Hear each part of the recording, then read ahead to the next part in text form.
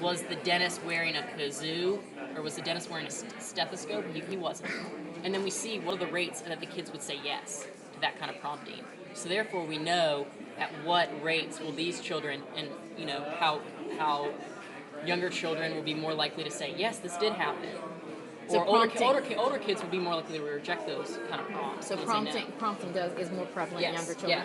Age. So I work in the developmental psychology lab, and age is a big factor in a lot of these questions. Older kids are just better at What being do you able find to. is the cutoff? Usually you hear 7 to 9. 7 to 9 is that range for like developmental, curriculum-wise. It's 7 to 9. 7 to 9. It all evens out. In this, we only study children after they develop language skills, because before that it's really hard to know whether these children are encoding their memories the same way. Like that's Because I heard you can't have verbal memories during a nonverbal time of your life. I have read a study that says something opposite to that, but it's controversial. It's being debated right now whether kids can have memories without language or pre-verbal memories.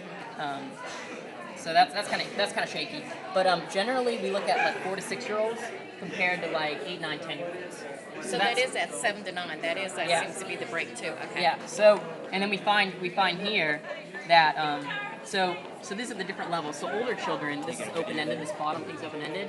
They recall more in what happened. So they're able to tell us a lot of stuff happened compared to these younger children. These younger children, even though there's a big difference between here and here, like overall, out of these guys recall 25 things, these guys recall 20 things, but a lot more of their recall happens at the yes/no level.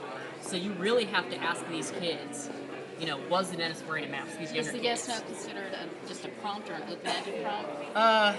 Well, this is considered like just a choice.